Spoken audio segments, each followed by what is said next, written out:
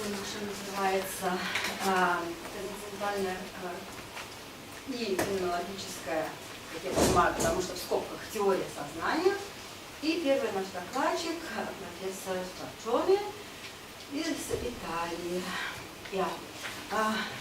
Dear Professor Forджионе, I'm very, very glad to introduce you, and we are eager to hear your talk, your presentation. Thank you very much. Thank you very much for. I would like to thank first of all Professor Dokladčika and all the organizer for this wonderful workshop. It's a very pleasure to be here in Moscow. It's a wonderful city, and this is the second time, and I am very happy to be here. Thank you very much.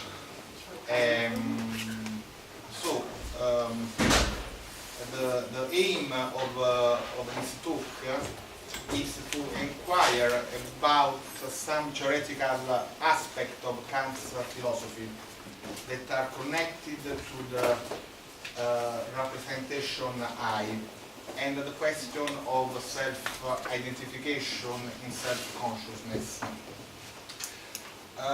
This issue, the issue of self-identification, has been tackled by a few Kantian scholars, and there is no doubt that the possibility of answering implies a certain interpretative reading of the role that I think generally hold in the transcendental system.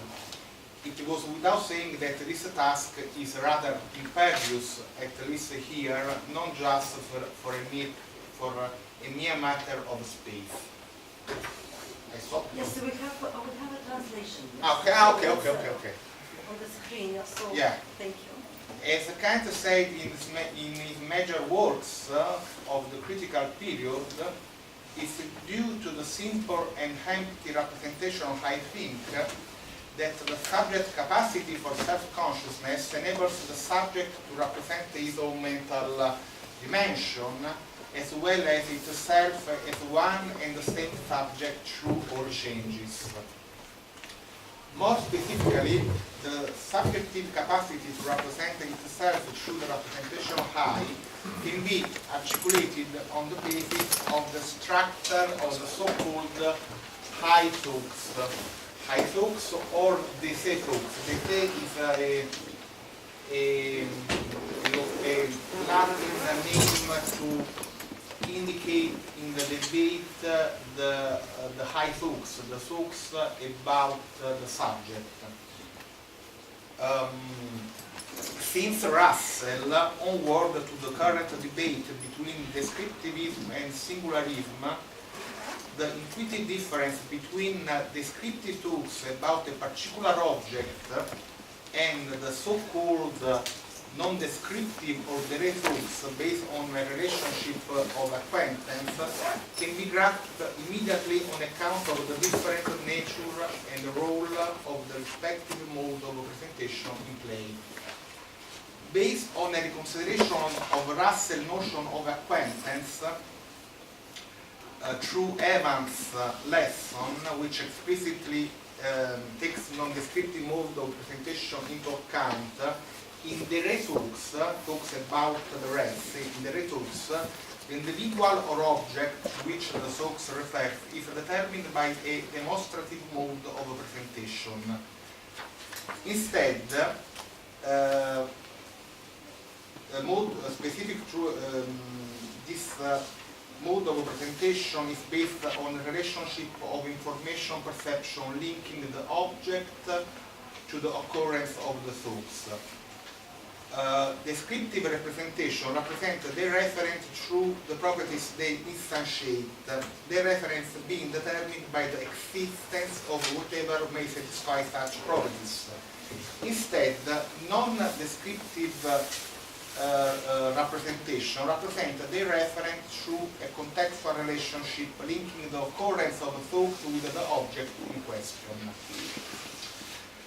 So, taking up Frege's idea that everyone is presented to himself in a particular infinite wave, in which is presented to no one else, John Terry and François Recanati describe the se thoughts as a special cases of the re thoughts.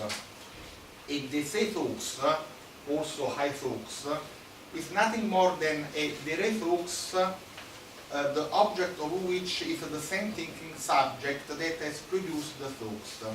This type of thoughts rests on a special relation of acquaintance between the subject and itself through a first mode of presentation, referred to as ego mode of presentation by Recanati and as self-files by John Perry.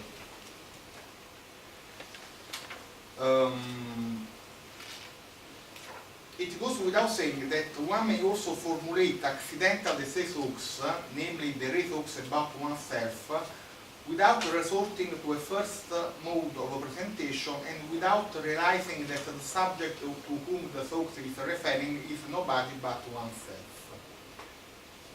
Castagneda, Kaplan, and Perry's examples are well known, particularly the forgetful painter who judges the painter of a particular picture very accomplished without realizing that he painted it himself. In this way, if the thoughts require the rest being thought about and the way in which the rest is talked about, then the thoughts can generate three cases. That is those instances in which the subject does not realize that the two distinct modes of representation concern the same object and determine it as its own referent. To recall Kaplan's example of a subject who thinks the thought is pants on fire while looking at himself in the mirror, the subject entertained the thoughts about himself under the mode of representation that man in the mirror, but he does not realize that the particular thoughts pertain to nobody but himself. According to Recanati, the thoughts may concern someone other than oneself or oneself. In the latter case, with the thoughts, this can be either accidental or genuine, also widely referred to as high thoughts. On the other hand, genuine thoughts can be explicit and grounded in identification component, once again explicitly represented in the thoughts, as in Kaplan's reverse example of the subject who identifies himself in a mirror with the man whose pants are on fire. The thoughts may also be implicit, so there is a difference between explicit thoughts and implicit thoughts. And the implicit thoughts are based on identification-free self-reference. As such, they are immune to error through misidentification relative to the first person, as opposed to thoughts involving some explicit self-identification. I don't know if... Yes, it's okay. Very short version of your talk. It was my fault, because I thought it's the whole... the whole text has been translated, but it's not. So I don't think that all is translated. I suppose that now there is no translate, but I don't know. We have identified two types of thoughts. Explicit thoughts about oneself and implicit thoughts about oneself. The implicit thoughts are the talks pointed out by Wittgenstein. When Wittgenstein highlight the absence of identification component the subject formulating such a judgment immune to error through misidentification in given epistemic context cannot be mistaken as to whether it's she who is attributing a particular property to herself. I have to translate. Thank you very much. Так, итак, нужен перевод, да, мы как бы различаем в итоге имплицитные, эксплицитные мысли, это я мыслю, да, мысли о самом себе. И он говорит, что эта имплицитная как бы, традиция, она походит своими корнями к Wittgensteinu. У Wittgensteina как бы есть вот это положение о том, что мы обладаем авторитетом первого лица, то есть как бы приоритетным подходом к своим собственным содержанием, содержанием своего собственного сознания. То есть первое лицо единственного числа имеет приоритетные, как бы, то есть мы не можем ошибиться в том, что мы имеем те или иные состояния сознания. In general, it should be highlighted that the absence of an identification component does not imply that I performs no referential function, nor that it necessarily involves a specific metaphysical thesis pertaining to the nature of a self-conscious subject. In fact, the high thoughts of self-reference have been supported by both a materialist conception regarding the self-conscious subject as a bodily object, for example, Peter Strawson, Garrett Evans, and a different metaphysical framework as in Wittgenstein, eliminativist thesis.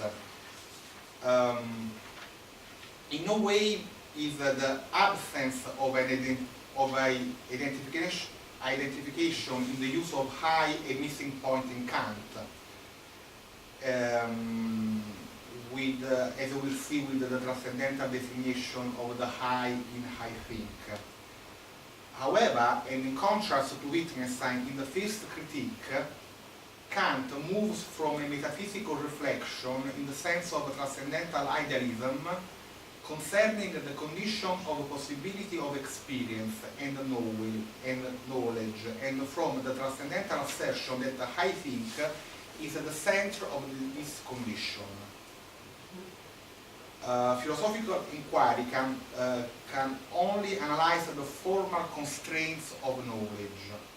In revealing the genesis of the illusion of a Cartesian immaterial ego, mainly addressed in analysis of paralogism, Kant argues that nothing about the metaphysical order and the ontological nature of the thinking subject can be elicited from the conscious form of the unity of a perception, or from the representational order of I think, precisely because the I in I think is not a concept.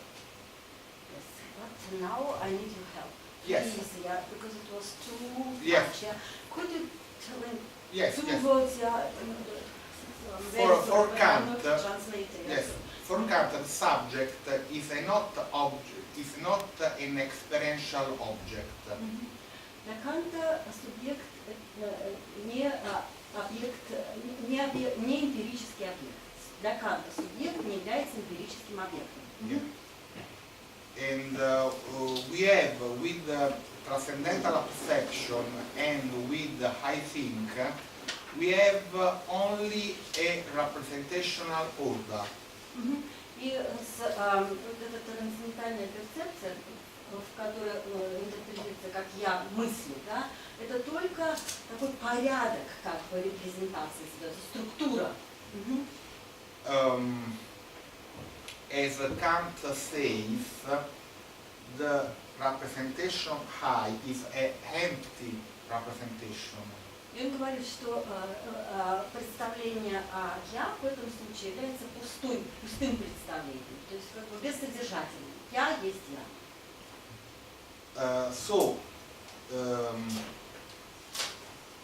given that since there is no empirical intuition, the I in I think cannot be based on public employment through the mediation of properties attributable to the thinking subject. The I, we don't encounter the I as object, so we don't have properties that we can attribute to the thinking subject. Он объясняет, что такое пустое представление, а я.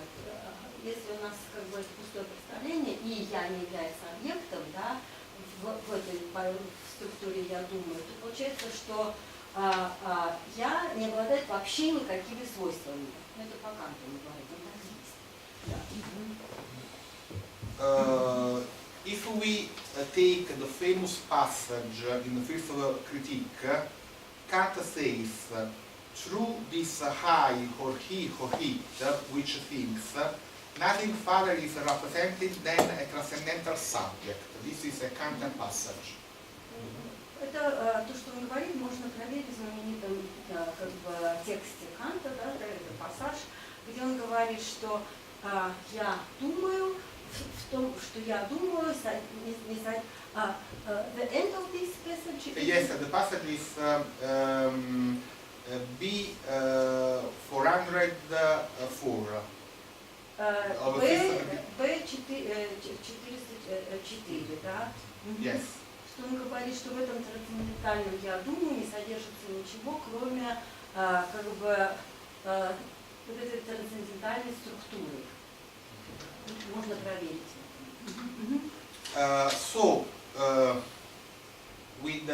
Kant points out a very important notion, the transcendental designation of I. Transcendental designation.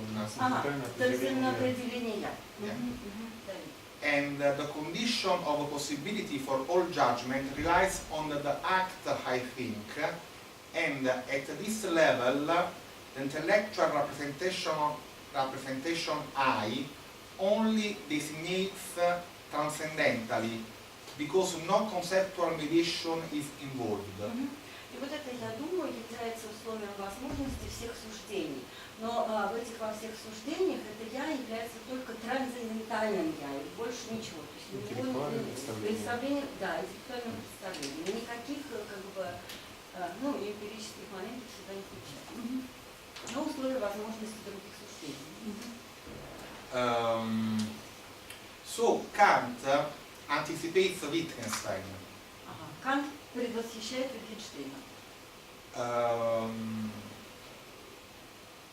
Anticipate the sum of self-reference without identification features. As Wittgenstein points out, the fact that the subject cannot be identified through properties, Kant says this particular features in the first critique. В общем, в чем состоит это предвосхищение? Он говорит, что как у Канта, у Wittgensteina я идентифицируется при отсутствии каких-либо свойств. То есть я есть я без того, что я себе приписываю какие-то свойства. And so the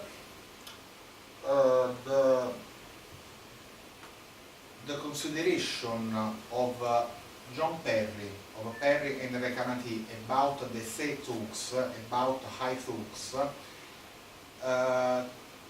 can be reformulated by a Kantian perspective. Он предлагает, есть такой Джон Перри, который писал о самосознании, self-knowledge. Его можно переформулировать Джона Перри в кантианском, wittgensteinском контексте. Because in Kant we have the self is always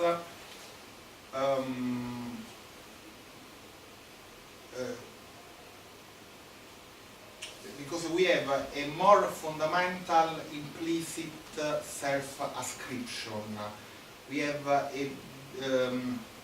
a basic implicit self-reference in Kant. In this point, this point has been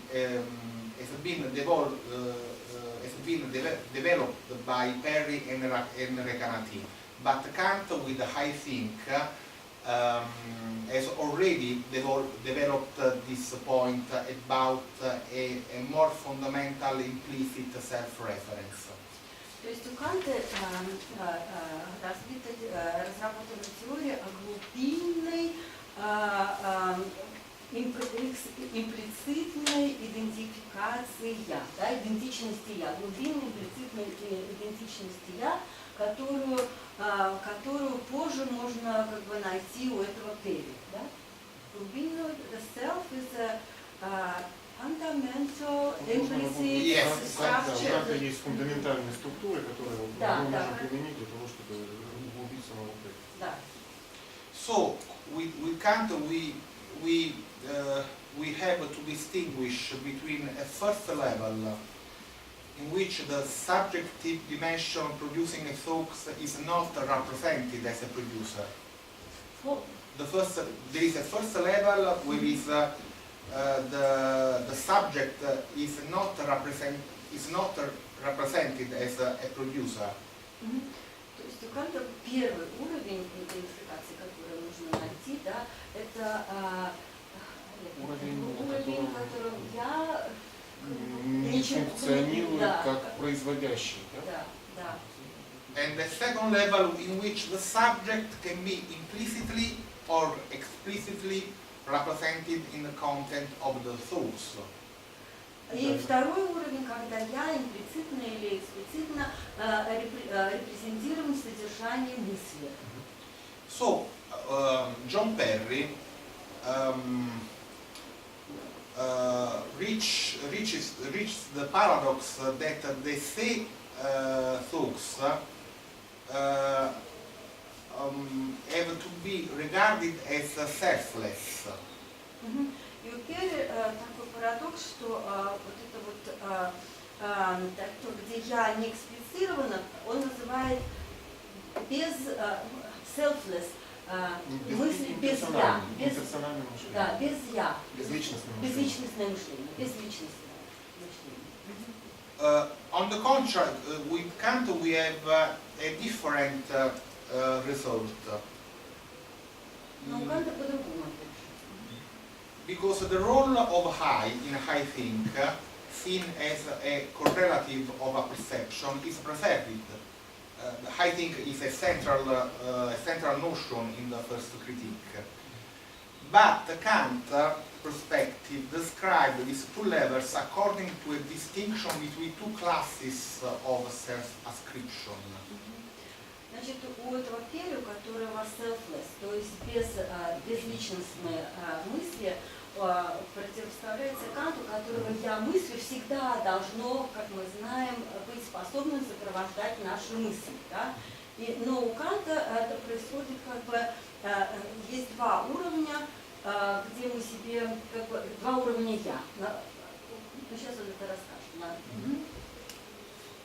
In this passage, I will follow Wolfgang Karl perspective. Wolfgang Karl is an important Kantian scholar, and following Karl's perspective, we have to map the distinction between spontaneity and receptivity in Kant. Есть одна позиция, пытается, да, из перспективы профессора Вольфганга Карла, который указывает на то, что у Канта есть два, опять же, уровня, уровень восприимчивости и уровень спонтанности. So, while the receptivity, self-ascription are determined by representation given in sensibility, the I as active is regarded the spontaneity.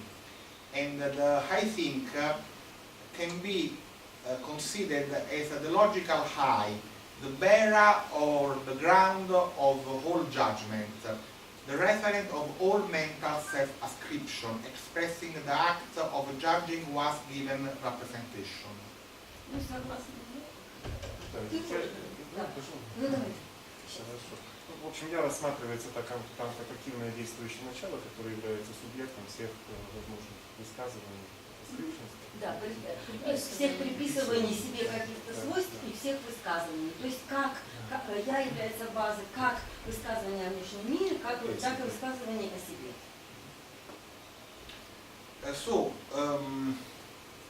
At this fundamental level,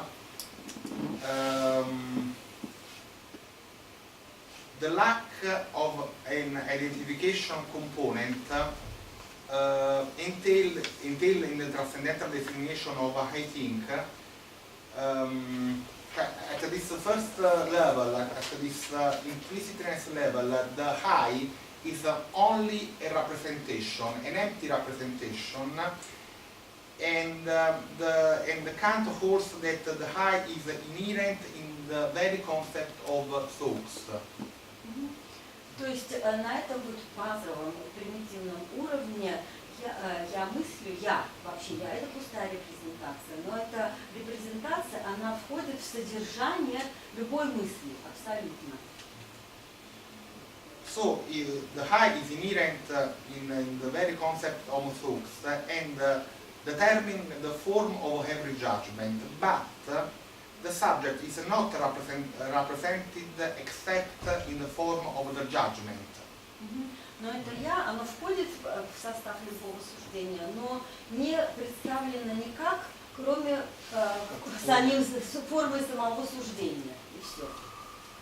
So, in the specific terms of transcendentalism, every thought is an implicit defect thought. Да. Что я мыслю, это имплицитное. Всегда мышлением. Я мыслю всегда является имплицитным содержанием любой мысли. Thank you very much. Thank you very much for your talk. Do you have any questions? Есть у нас вопросы?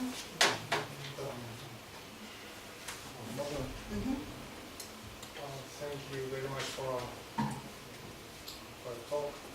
По-русски, да? Нет, сначала сами себе переводите. Хорошо. I'm thinking about Husserl and about his conception of subjectivity. Я имею в виду Хусserля и его концепцию субъективности. You know that Husserl... Yes, I don't know Husserl as a Kant, but the transcendental ego, Husserl and transcendental ego is very similar for some aspect to this consideration, this consideration that I have made in this talk. Because the ego is not the transcendental subject, in my opinion, in my talk, is not a representational dimension. It's not an object that we can encounter in experience. У Гусserля мы находим очень близкие мысли, которые касаются трансцендентального эго, которое, как у Канта, не является объектом репрезентации. And in this term, Kant, in my opinion, Kant anticipates some semantic self-reference features. In philosophy of language, the semantic nature of I is very important, and I think that Kant, in the transcendental definition, formulates some aspect that points out this specific semantic of definition of I, because the I refers to the subject without the mediation of properties, and this is the point. This point is present in Husserl as well, and in the analytic tradition of John Perry and François de Canati. Уже было заявлено в докладе, у Канта имеет место некоторое предвосхищение того, что тоже будет высказывать философия языка, а именно касательно семантики, суждений, суждений о себе. Да? И аналогичные вещи можно как в аналитической философии, можно обнаружить также в мысли.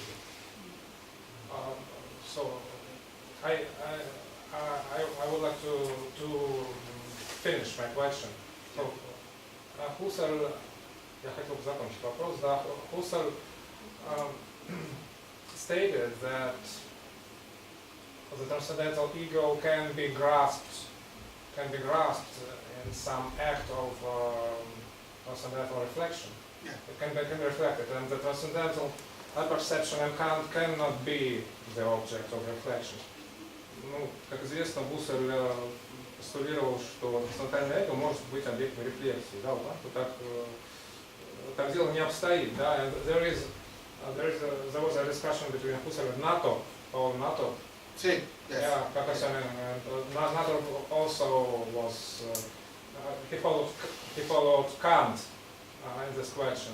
Была дискуссия между Гусселем и НАТО, которая следовала Канту как раз в вопросе о том, что трансцендентальное единство перцепции не может быть схвачено в акте рефлексии. So the question, why for Husserl was it possible to state that it can be grasped in an act of reflection? То вопрос, почему, на каких основаниях Гуссель утверждал, что имеется такая возможность схватить трансцендентальное эго в акте рефлексии. For me, so I'm interested in Husserl a lot. For me, this is not understandable. Для меня, как исследователя, который интересуется Гусселем, непонятно, почему Гуссель дело обстоит таким образом. But also for Kant it's possible by an act of reflection grasp the intellectual spontaneity of the subjective dimension. The fact that the subject is not represented as object in experience does not mean that the subject cannot grasp the subject, the dimension, the subjective dimension. The spontaneity is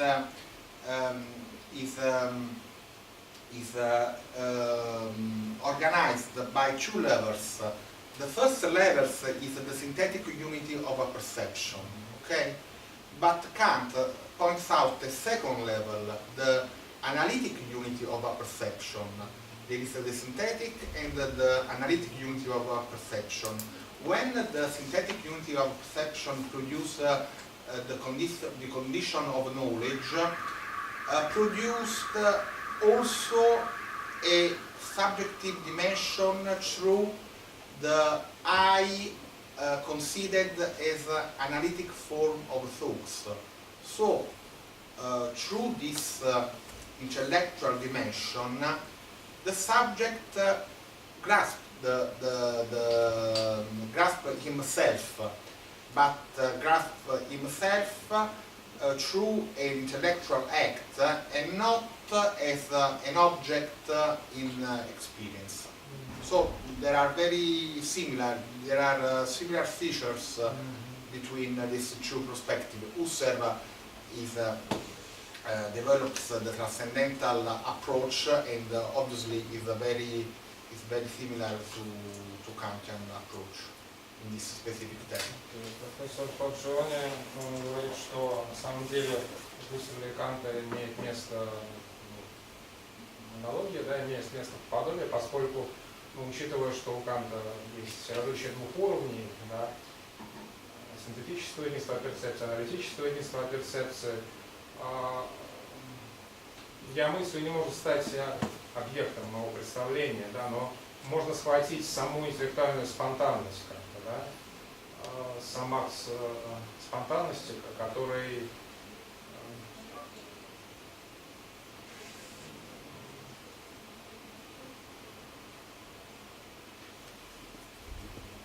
собственно, вы сказали. Да, можно, да, я не может стать объектом, может быть представлен, да, но можно схватить от спонтанности, которая, собственно, ему принадлежит, от интеллектуальной спонтанности. В принципе, разве можно познать спонтанность? Саму спонтанность мы можем познать или нет? Вот профессор Форджионе, да, говорит, что акт интеллектуальной спонтанности может быть схвачен. Ну, схвачен и познан, так сказать, если это разные вещи. The question is whether the act of spontaneity can be grasped or can it be recognized? Recognized, yes. Allora, if we take the technical term, the technical Kantian term, erkenntnis, also knowledge, the subject is not object of knowledge, like this bottle, obviously. There is a difference between an object in experience and the subject in the intellectual dimension. Если говорим о понятии познания, да, то мы должны различать между познанием субъекта и познанием объекта. Познание субъекта совершенно не то же самое, что познание объекта. For Kant, in order to have knowledge, we need spontaneity and receptivity. We need intellectual forms and intuition and sensibility. And the I think is at the center of these forms. But the I think is at the center of this form to produce knowledge, experiential knowledge. But this type of knowledge is a transcendental knowledge, and is more fundamental of the experiential knowledge because it's precisely because it's the condition to have experiential knowledge. Ну, то есть у Канта есть две способности, спонтанность и рецептивность, но связывает их я мыслью, да, и вот это я мыслью, оно является условием для эмпирического знания и для трансцендентального знания. Как бы, да. And so this is a very restrictive kind of knowledge. It's a transcendental knowledge about the transcendental subject. Это очень ограниченное знание, трансцендентальное знание о трансцендентальном субъекте. Оно очень ограничено. If I may, I have two questions. The first one is very simple. To identify the unity of our perception and self-consciousness. Is it the same, or is the unity of the transcendental perception a premise for the empiric self-consciousness? It's a very good question. There are a huge debate about this specific point.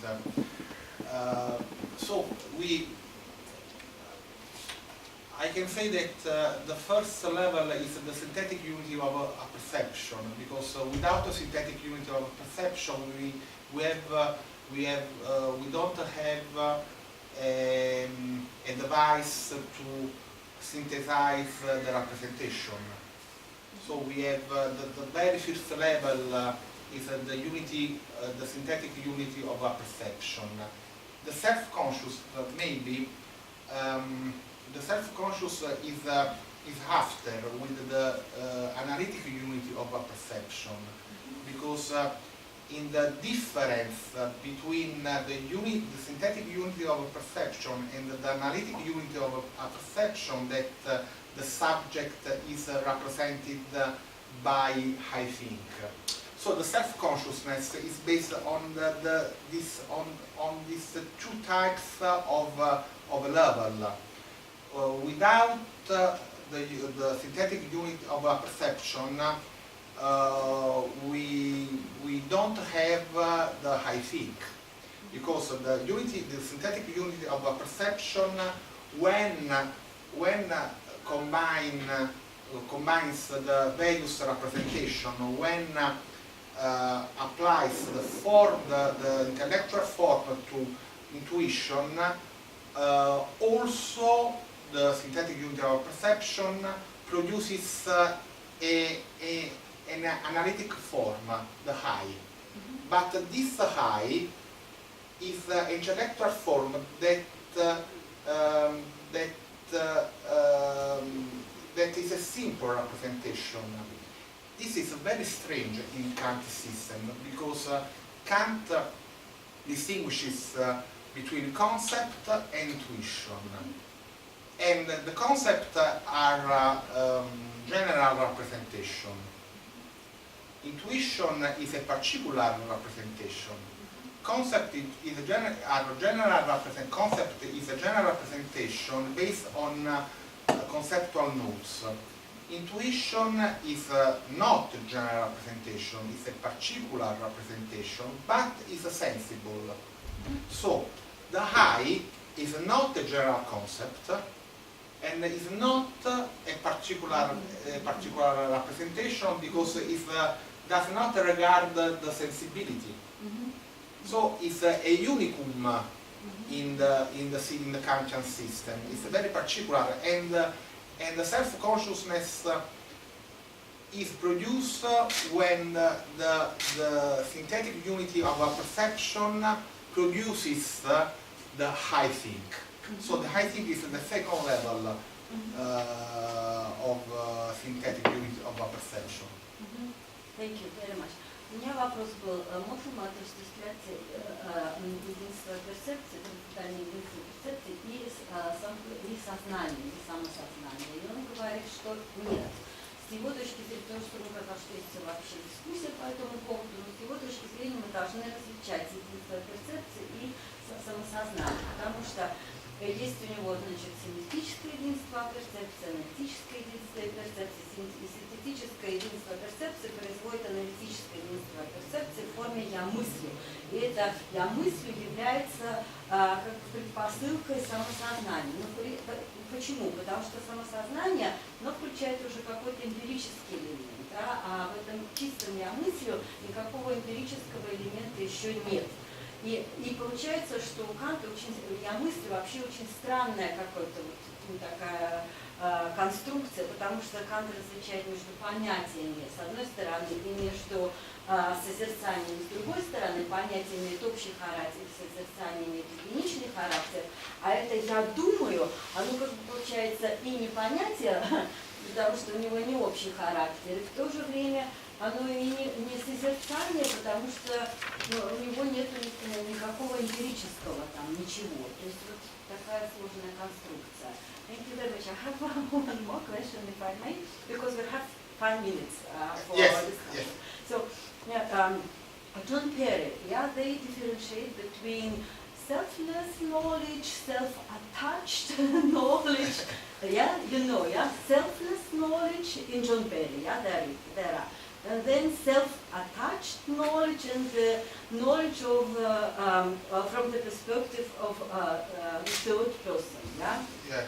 So my question is, this selfless knowledge. Actually, is it possible for a selfless being or not? Yeah. And can we install a correlation between self-attached knowledge, in the sense I see this green tree, for example, and Kant's I think. Yeah. Is it a correlation or not? Yeah. When we produce a judgment like I see a green tree, we have two properties. The first property is the fact that I am seeing a green tree. But we have another property, and this property is the fact that there is a perception. And the fact that there is a perception is due to the fact that a subject has produced a thought. But the fact that the subject has produced a thought does not mean that the I is the subject is represented in the judgment. So when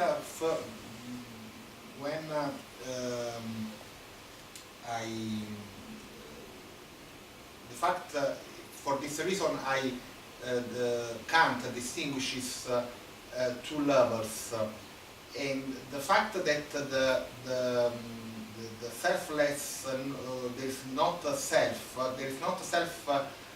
as object, okay, but the self is the apparatus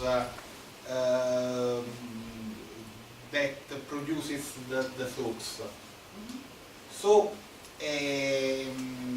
the contemporary debate specify this type by pointing out the architecture of a mind. John Perry, for example, highlights the fact that reaches the selfless paradox, but only on the representational order. The I is not represented, but is the fact that has produced the thoughts. So these two levels are very different, and we can say that I see a green tree without an explicit representation of the subject. There is a green tree. Yeah, there is a green. Yes, there is a green tree. Or exactly, the I think is the frame through which the thoughts is given. It's the frame, but the frame is not object of the representation. Thank you very much. It's the source. Я спросила там просто этого Джона Перри, у него различается selfless, то есть как бы знание о самом себе, как бы бессубъектное знание, потом где ты подключаешь я к своим высказываниям, например, это дерево или я вижу дерево, да? И дальше там у него еще видознание. Я спросила, можно считать, что существа, у которых нет понятия «а я», производят объектное знание. И второе, можно ли вот это «я вижу зеленое дерево» у Перри отождествлять с, которую он называет, где «я» прикреплено к мысли, значит, отождествлять с кантовским «я мыслю что» и так далее. И его ответ такой, что вот в этих вот